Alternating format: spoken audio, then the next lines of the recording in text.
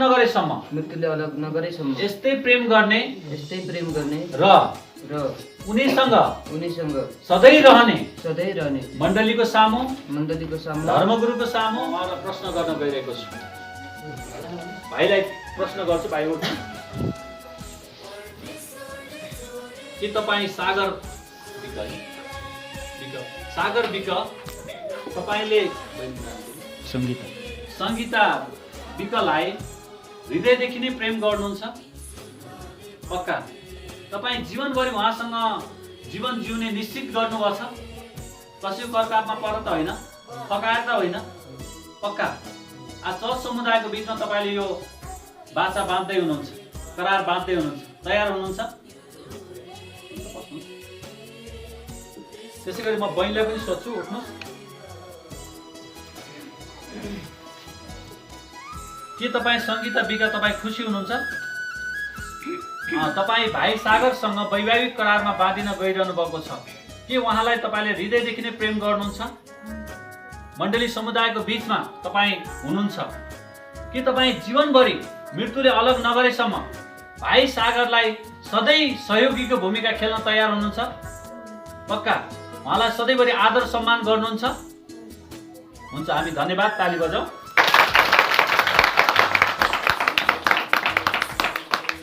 दुवैजना सहमति हुनुभएको छ। त्यस कारणले गर्दाखेरि अब कति बहिनीको अभिभावकहरू पनि उता सहमति भएरै पठाउनु भएको होला। अब यहाँ चाहिँ भाइको अभिभावकहरू हुनुहुन्छ? तपाईँहरू उठिदिनु, तपाईँहरू पनि खुसी हो। तपाईँलाई म प्रश्न गर्छु, उठ्नुहोस् त एकछिन।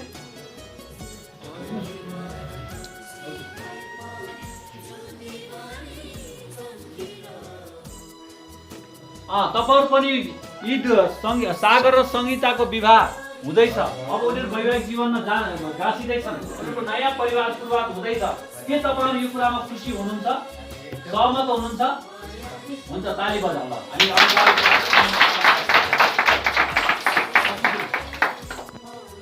अब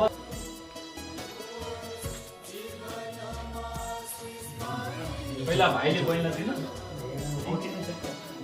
माला, मङ्गलसूत्र लगाउनुहुन्छ है त? उठे उठ, बहिनी पनि उठ्नु। ढुङ्गोको पनि माला लाउनु पर्दैन, अब यो गर्नु पर्दैन। हुन्छ, ठिकै छ। त्यसरी घुम्टो भित्र लगाइदिने भयो। घुम्टो त खोल्नु पर्दैन।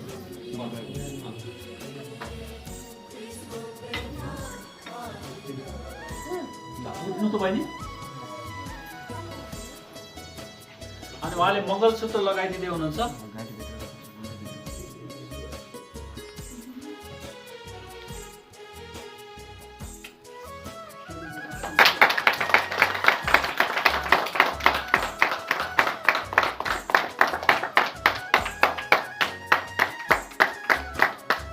त्यसै गरी बहिनीले पनि केही ल्याउनु भएको छ।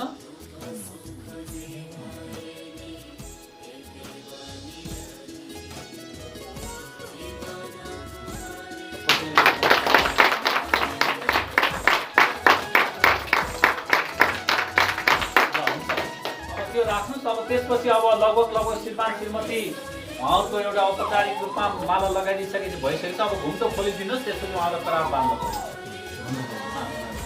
घुम्टो गाडिदिनु, समुदायतिर फर्किनु, समुदायतिर फर्किनु, खोल्नु खोल्नु पुरै खोल्नु।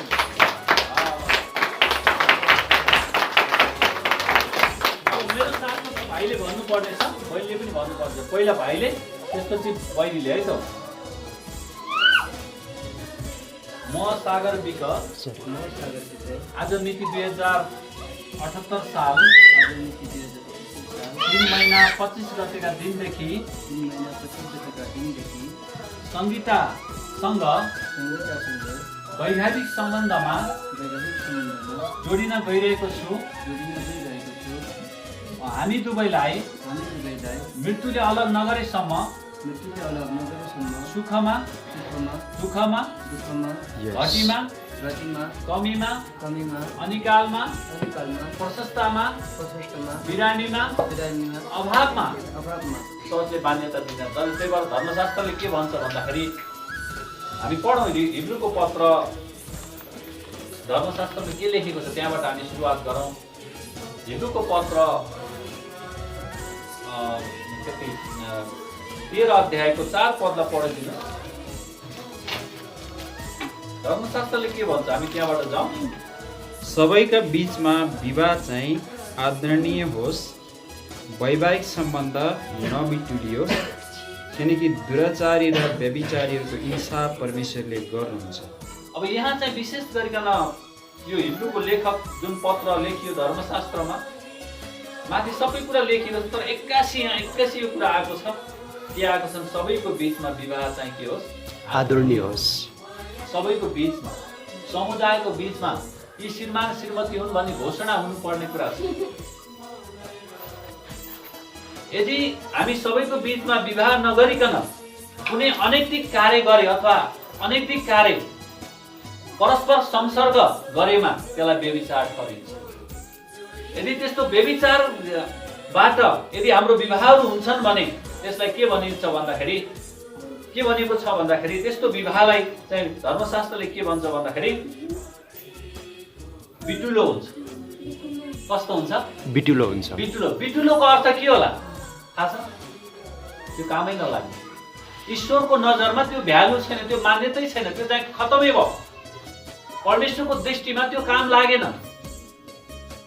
जति खर्च गरोस्, जहाँ जाओस्, जे गरोस्, जस्तो चमझम गरेर विवाह गरोस्, तर तपाईँ र मलाई बनाउने, तपाईँ र मलाई जीवन दिने ईश्वरको दृष्टिमा त्यो बेठिक छ, त्यो विवाह स्वीकार योग्य छैन, त्यो बिटुलिएको छ। बिटुलिनेको अर्थ भनेको पहिला पनि हाम्रो समुदायमा समाजमा के हुन्थ्यो भन्दा कसैले कसैलाई बिहा गरे त्यसलाई बिटुल्यो भने त्यसलाई गाउँबाटै निकालिदिन्थ्यो। त्यही भएर यो शब्द बिटुलोको शब्दको अर्थ हेर्नु हो भने गहिरो रहेछ। परमेश्वरको दृष्टिमा त्यो स्वीकार योग्य छैन। त्यसकारणले विवाह चाहिँ सबैको बीचमा आदरणीय होस्, विवाह वैवाहिक सम्बन्ध के नगरोस्, नबिटुलियोस्। यो कुरा जवान भाइ बहिनीहरू कतिले विवाह गर्दै हुनुहुन्छ, यो चाहिँ महत्त्वपूर्ण कुरा छ। अस्ति पनि म एउटा विवाह दिँदै थिएँ। अब त्यहाँ चाहिँ हाम्रो सबै बाहुन परिवारबाट आउनुभएको थियो विवाहको लागि। विवाह दिने पण्डितहरू आउँदै हुन्थ्यो। म यो वचन जब बोल्दै थिएँ उहाँको हृदय एकदम टच गर्यो। आज विवाहहरू बिटुलिरहेका छन्। आज मानिसहरू व्यभिचार र दुराचारी भइरहेका छन्। ईश्वरको डर मान्दैनन्। तर एक दिन ईश्वरलाई के दिनुपर्छ? सबैले लेखा दिनुपर्छ। सबैले लेखा दिनुपर्छ। हामीले गरेका हरेक कार्यहरूको सबै प्रकारको लेखा छ। यो संसारको जीवन भनेको अस्थायी जीवन हो। कति बेला के हुन्छ थाहा छैन। अरू प्राणीले, कुनै पनि प्राणीले लेखा दिनु पर्दैन ईश्वरलाई। कसले दिनुपर्छ? मानिसले मात्रै। किनभने मानिस मात्रै आत्मिक प्राणी हो, अरू प्राणी मात्रै हो। मानिस मात्रै के प्राणी हो? आत्मिक प्राणी हो। आत्मिक प्राणी भनेको जसमा परमेश्वरले आफ्नै आत्मा हालिदिनु भएको छ। आमेन। आफ्नै आत्मा हालिदिनु भएको छ। आफ्नै आत्माको सास फुकिदिनु भएको छ। अरू प्राणीलाई परमेश्वरले वचनद्वारा बनाउनु भएको छ। तिनीहरूमा पनि पुलिङ्ग स्त्रीलिङ्ग भए विवाह गर्नु पर्दैन। त्यसकारणले गर्दाखेरि धर्मशास्त्रले भन्छ अब यो विवाहलाई आदरणीय विवाह हामी भन्न गइरहेका छौँ, तर पवित्र विवाह गर्दाखेरि चाहिँ कन्या केटी हुनुपर्छ, कन्या केटा हुनुपर्छ। तर यो चाहिँ भएको छैन। तर नभए तापनि हामी यसलाई करार बाँध्छौँ। किनभने भाइको पनि एकचोटि विवाह भएको, बहिनीको पनि विवाह भएको कुराले यसलाई हामीले करार मात्रै बाँध्छौँ। त्यसकारणले हामीले कुनै ब्यानरहरू राखेका छैनौँ, उहाँलाई प्रमाणपत्र पनि हामी दिँदैनौँ। त्यसकारणले उहाँको करार चाहिँ हामी बाँध्छौँ। यसमा कुनै लुकाएर छिपाएर गरिने कुरा हुँदैन, यथार्थ तरिकाले। त्यसकारणले यहाँ भनेको छ कि किनकि दुराचारी र व्यभिचारीको इंसाफ परमेश्वरले नै के गर्नुहुन्छ? लिनुहुन्छ। इंसाफ, त्यो इंसाफको दिनमा, जब न्यायको दिनमा हामी परमेश्वरसँग खडा हुन्छौँ, त्यो दिन हाम्रा भिजुअलहरू सबै देखिन्छ। सबै भिजुअलहरू त्यति बेला हाम्रा देखिने छन्। अहिले हामीले गरेका सबै एक्टिभिटी, गरेका कामहरू परमेश्वरको वचनले भन्छ तिमी पानी मुनि गए पनि म त्यहाँ छु, समुद्रको पानी गए तापनि त्यहाँ छु, आकाशमा गए तापनि त्यहाँ छु, म तिमीलाई कुनै रीतिले छोड्दैन, कुनै रीतिले त्याग्दैन। मानिसको नजरबाट, मानिसको दृष्टिकोणबाट हामी लुक्न सक्छौँ, छिप्न सक्छौँ, तर हामीलाई जीवन दिने, हामीलाई साहस दिने, हामीलाई बनाउने ईश्वरको दृष्टिबाट हामी के गर्न सक्दैनौँ? जित्न सक्दैन। एक दिन हामीले उहाँलाई सबैले लेखा दिनुपर्छ। मानिस आज भ्रष्ट भएको छ, एकदमै भ्रष्ट भएको छ। दिन प्रतिदिन पाप बढेको छ अनि पाप गरेको उसले पाप जति पाप गर्यो त्यति मान्छेलाई मजा लाग्छ अहिलेको समयमा। जति पाप गर्यो त्यति मान्छेलाई के लाग्छ अरे? मजा लाग्छ। एकदमै त्यसप्रति झन् आकर्षित हुन्छ। तर पवित्र जीवन जिउन, पवित्रतामा रहन मानिसको धेरै कठिन छ, गाह्रो छ यी दिनहरूमा। पवित्र आत्माको शक्ति बिना, पवित्र आत्माको सामर्थ्य बिना हामी त्यो पवित्र जीवन जिउन कोही पनि सक्दैनौँ। त्यस कारणले गर्दाखेरि पवित्र आत्माको सामर्थ्य र शक्तिबाट नै हामी यो गर्न सक्छौँ। त्यस कारणले यो खण्डबाट म यति कुरा राख्दै अब विवाहको बारेमा अलिकति केही कुराहरू धर्मशास्त्रबाट अरू कुराहरू हेर्छौँ।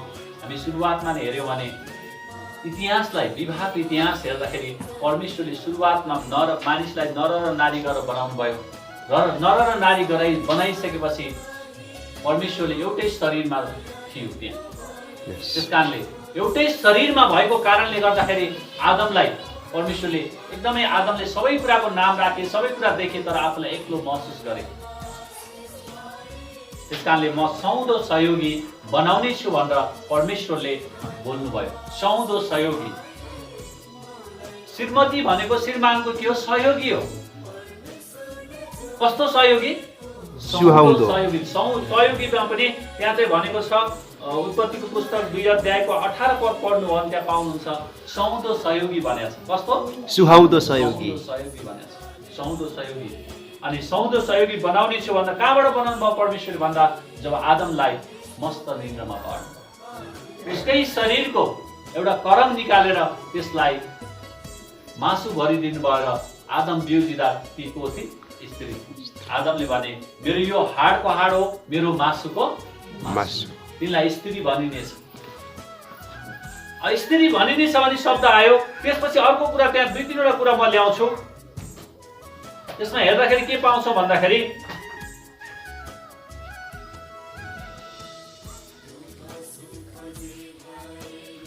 उत्पत्तिको पुस्तक 2 अध्यायको 24 पदतिर हेर्दाखेरि के पाउँछौँ भन्दाखेरि तिनलाई स्त्री भनिनेछ किनभने तिनी पुरुषबाट निकालिएकी थिइन् भनेर आदमले आफै भन्छ। पुरुषबाट निकालियो, एउटै शरीर। पहिला परमेश्वरले आफ्नै स्वरूप प्रतिरूपमा बनाउँदाखेरि आदमलाई जुन जीवनको सास फुक्नु भएको थियो त्यो एउटै शरीर थियो। एउटै शरीर कसरी प्रमाणित गर्ने भने मैले पनि यसको बारेमा लोजिकल धेरै अध्ययन गर्दाखेरि मकैको बोटमा पनि एउटै शरीर हुन्छ। त्यहाँ 2 प्रकारको लिङ्ग हुन्छ, पुलिङ्ग पनि हुन्छ, स्त्रीलिङ्ग पनि हुन्छ। एउटै बोटमा, मकैको एउटै बोटमा मानिसलाई सुरुवातमा बनाउँदाखेरि परमेश्वरले एउटै शरीरमा बनाउनु भयो। त्यस कारणले पछि गएर आदमकै करङबाट फेरि स्त्री बनाउनु भयो, त्यसैबाट निकाल्नु भयो। बाहिर कहीँ जानु भएन, उहाँले वचनद्वारा बोल्नु भएन, अर्को माटोबाट पनि बनाउनु भएन, तर उसैबाट निकाल्नु भयो। अनि निकालिसकेपछि आदमले भन्छ मेरो यो हाडको हाड, मेरो मासुको मासु, तिनलाई स्त्री भनिन्छ। त्यहाँबाट शब्द आयो, स्त्री भन्ने शब्द आयो। त्योभन्दा पहिला स्त्री भन्ने शब्द आएन। अनि त्यस कारणले यहाँ चाहिँ भन्छ कि 24 पद, यसकै कारण मानिसले आफ्ना आमा बाउलाई छोड्छ र आफ्नो स्वास्नीसँग मिलिरहन्छ, तिनीहरू एउटै शरीर हुनेछ। अब बल्ल फेरि एउटै शरीर। परमेश्वरले यहाँ चाहिँ फेरि एउटै शरीरमा घोषणा गर्नुभयो। यहाँ यसै कारण आफ्ना आमा बाउलाई छोड्ने कुरा छ। कति बहिनीले आफ्नो माइती परिवार छोडेर आउनु भएको छ। अब त्यो माइती परिवार भौतिक रूपमा छोडेर